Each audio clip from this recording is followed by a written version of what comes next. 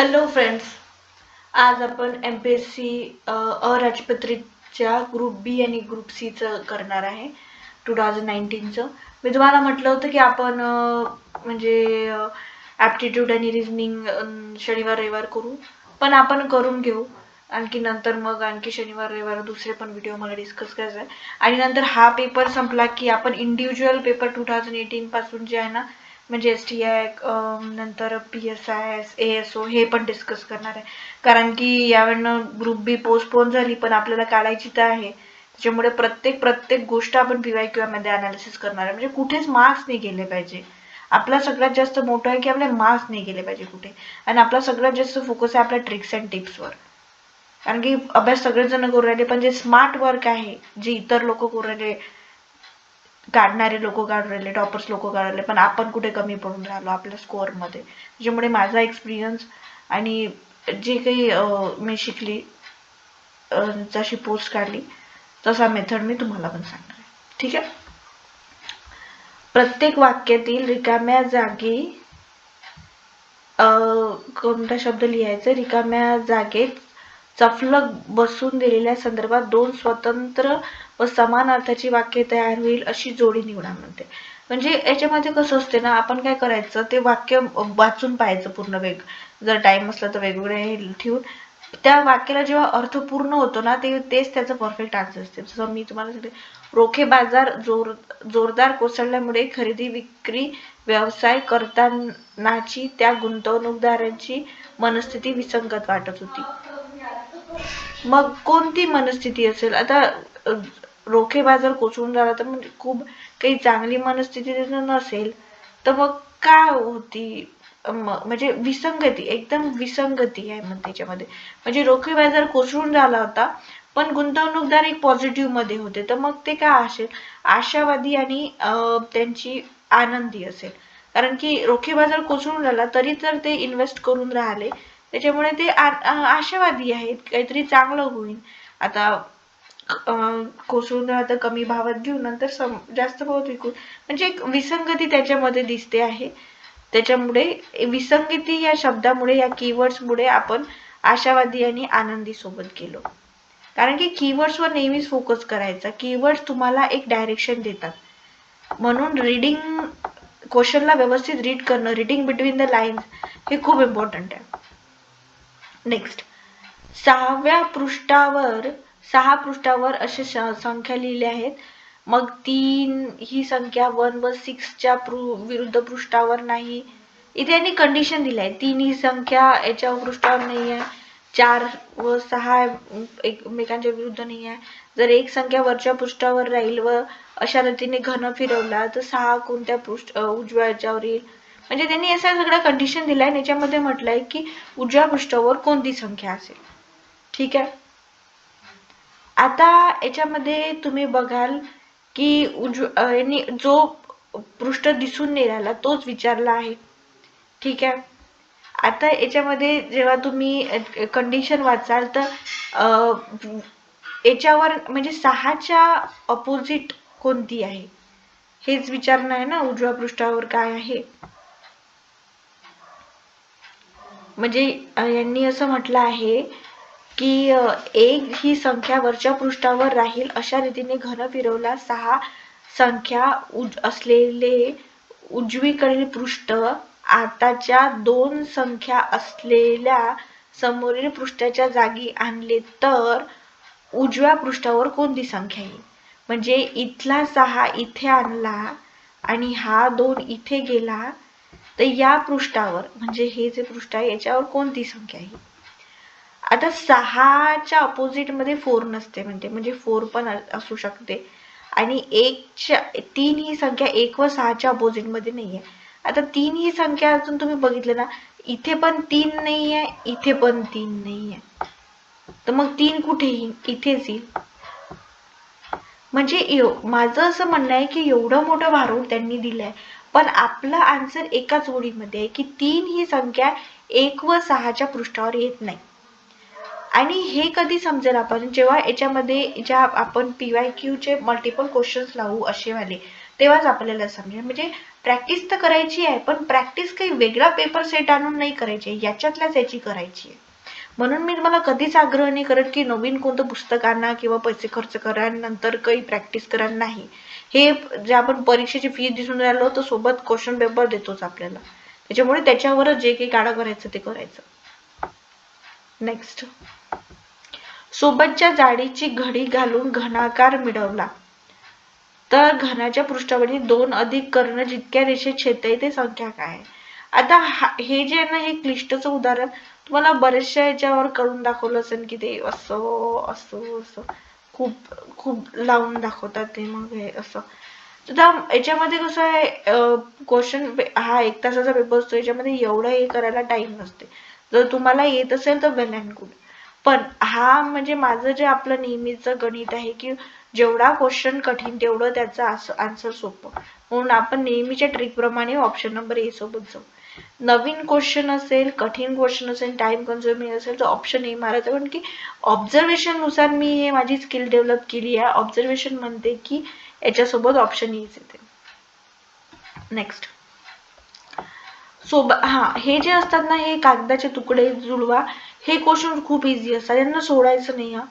म्हणजे काय सॉल्व्ह करायचं आणि काय नाही, म्हणजे कसं असते, याचे 15-20 क्वेश्चन असतात, पण सगळ्या क्वेश्चनला आपण टाइम द्यायचा नसतो.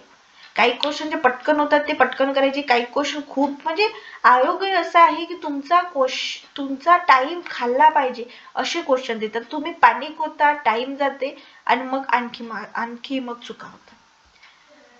हे सोबतचा पारदर्शक एक्सचा अभ्यास आणि तो आपण घडी. आता ही कशी घडी आपण घालत गेलो ना, हे बा आता ते घडी घालू तर हा असा एरो येईल, ठीक आहे. हा एरो सरळता आहे नाही, मग असा आहे.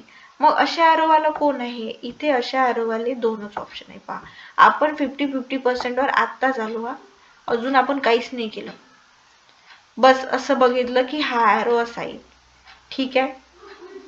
आणखी बघा, आणखी काय येते, आणखी तुम्ही जर थोडस बघितलं ना तर तुम्हाला दिसून येईल की हा जो चंद्र आहे, हा चंद्रासारखा शेप दिला आहे ना, हा याला असं मिटलं तर इथे ना असा येते, हा म्हणजे या साईडनी असा असा हा एक इथे येईल, पहिले इथे या साईडनी येईल असा, नंतर पुन्हा जेव्हा याच्यावर येईल तेव्हा हा असं डायरेक्शन बदलेल. म्हणजे डायरेक्शन कधी बदलली, त्याने 3ऱ्या स्टेप मध्ये बदलली, ठीक आहे. म्हणजे कसं, याच्यामध्ये सगळ्या गोष्टी सिमिलर आहे, पण चंद्राच्या बाबतीत सिमिलरिटी नाही आहे, म्हणून आपण त्या चंद्राला बघितलं. आणि हो, हे छोटे मोठे बारकावे बघायचे. कधी कधी आपण बारकावे बघत नाही, पण डायरेक्टच करतो, पण नाही, त्याच्यामध्ये कंपॅरिझन करून बघायचे, कारण की कुठेतरी मायनोटची चुकी दिली असते ती आपल्याला पकडायची आहे. आपला ऑप्शन नंबर 4 करेक्ट आहे. नेक्स्ट बघूया. हे ना थोडेसे कठीण नाही म्हणता येत, पण हे असे ओपिनियन बेस असतात. तुमचं ओपिनियन जर आयोगाला पटलं किंवा आयोगाच्या ओपिनियन सोबत मॅच झालं तर तुम्हाला मार्क्स येतात, नाही तर मग निगेटिव्ह मध्ये जाते.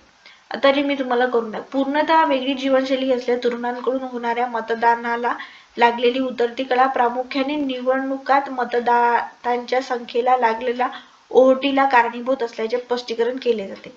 वयस्क लोक मतदान करण्याची शक्यता अधिक असते, तर हीच प्रथा चालू राहिली तर मतदारांची संख्या खूप कमी असल्यामुळे बहुसंख्यांच्या इच्छा निर्देशित केल्या जाणार नाही व शासनाला प्रशासन करण्याचा अधिकार असे म्हणता येईल. अशा परिस्थितीत आपण पोहोचण्याची शक्यता आहे. लोकांची इच्छेची दखल घेतली जाण्यासाठी समाजाने पारंपरिक निवडणुकींना पर्याय शोधणे गरजेचे आहे. आता या युक्तिवादातील त्रुटी सर्वात चांगल्या प्रकारे व्यक्त करणारा ऑप्शन कोणता, म्हणजे याच्याशी जो काही मिळता जुळता ऑप्शन आहे, जो याच्यासोबत असं जाते तुम्हाला वाटते, त्याच्याबद्दल विचारलेलं आहे, ठीक आहे. आता निवडणूक ही सर्व लोकशाही देशात शासन निवडण्याची उत्तम प्रक्रिया आहे. आता याच्यातच म्हटलंय की दुसऱ्याची गरज आहे, म्हणून सर्व वगैरे हे सगळे कीवर्ड्स आहे ना, हे एक्स्ट्रीम असतात. मी तुम्हाला नेहमी सांगितलं की फक्त, सर्व, सगळेच, टोटली, हे जे असतात ना, हे एक्स्ट्रीम लेवलचे कीवर्ड्स असतात, यांना अवॉइडच करायचं. नंतर निवडणूक करण्याऐवजी तरुण व्यक्ती सामाजिक माध्यमांच्या मदतीने दबाव गटात सामील होण्याची शक्यता अधिक आहे. आता यांनी फक्त शक्यता म्हटली आहे, पॉसिबिलिटी आहे, हा ठीक आहे, होऊ शकते, आपण कशाला नाही म्हणू शकत. दूरस्थ निवासस्थानामुळे महाजालाद्वारे व पोस्टाद्वारे मतदानाचा पर्याय यात समस्या निर्माण होण्याची शक्यता आहे. ही पण शक्यता आहे. ठीक आहे. ज्या व्यक्ती तरुण आहेत त्या वय होता होता मतदान करण्याची शक्यता अधिक आहे. आता हे थोडंसं रिलेव्हंट वाटते, कारण की मतदानाचा अधिकार तर सगळ्यांनाच असतो, त्याच्यामध्ये खूप त्यांना वय झाल्यावर करायची गरज नाही. ठीक आहे, याला काढून टाकू, थोडंसं रिलेव्हंट वाटते. आता निवडणुकीशी रिलेटेड ना हा जास्त सेकंड ऑप्शन वाटतो. त्याच्या सॉरी एक सेकंड थोडं माझं चुकलं.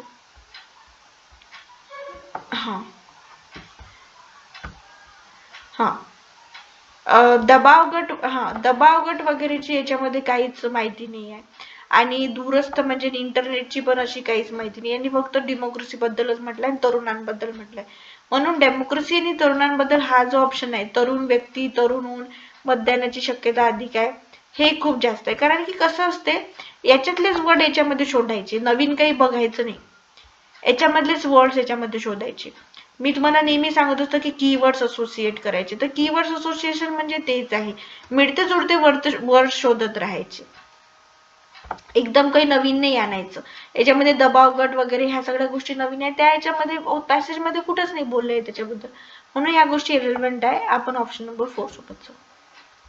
कीवर्ड्स असोसिएट केले की आपण भरकटत नाही, तिथेच राहतो आणि तिथनं मग आपल्याला ऑप्शन कडे जाता येते.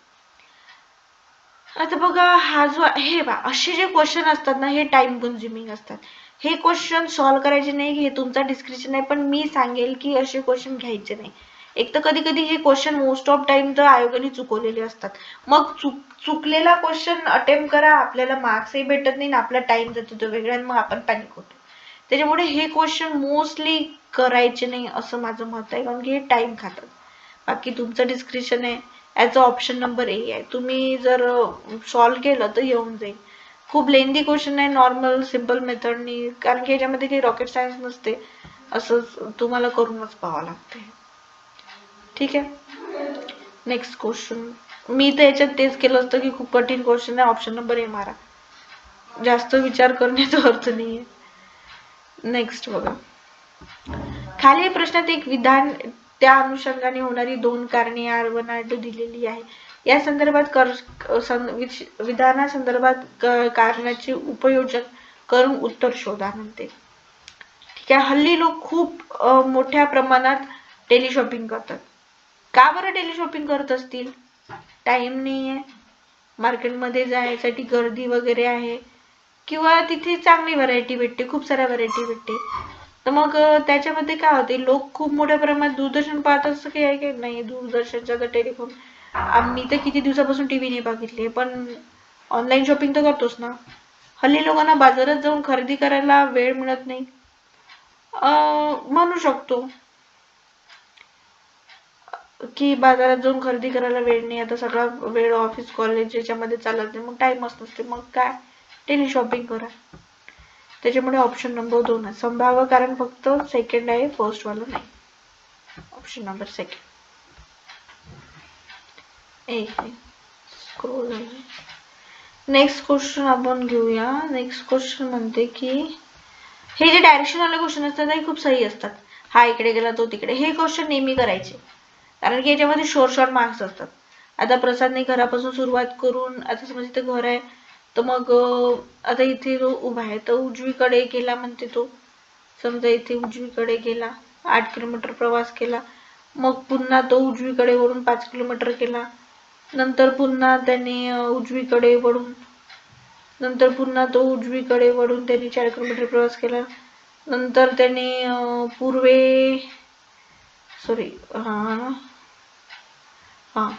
नंतर इकडे डायरेक्शन मध्ये चुकलो. हे डायरेक्शनचे क्वेश्चन खूप छान असतात, हे सॉल्व्ह करायचे. असा गेला होता तो, असा गेला होता, असा गेला. मग नंतर प्रवास केला आणि नंतर पूर्वेकडे 3 किलोमीटर प्रवास केला, नंतर पूर्वेकडे 3 किलोमीटर प्रवास केला, शेवटी तो डावीकडे वळला. कोणती डावी बाजू? इकडे, सॉरी डावीकडे. मग तो घरापासून किती दूर आहे? हे डायरेक्शनचे क्वेश्चन असतात मोस्टली. असा डायगोनल तयार होते, एखादा राईट अँगल ट्रायंगल तयार होते, तुम्हाला इझिली क्वेश्चनचा आन्सर भेटेल. माझं असं म्हणणं आहे की हे फुकटचे मार्क असतात, आपण जाऊन दिले पाहिजे. याचा ऑप्शन नंबर 3 आहे. तुम्ही जेव्हा डायग्राम करा तेव्हा तुम्हाला समजते.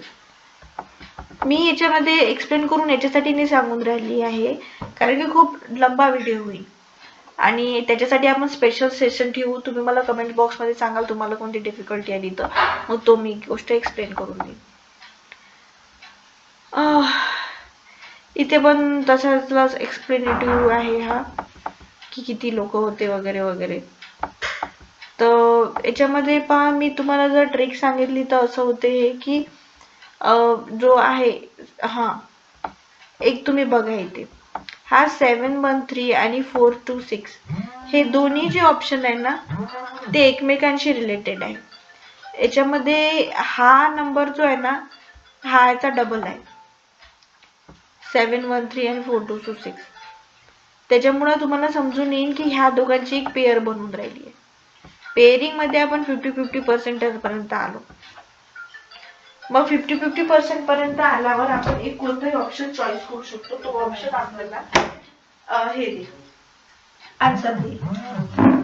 आणि इथे म्हटलंय ना, इथे काय म्हटलं आहे की कोणताच रंग प्रिय आहे.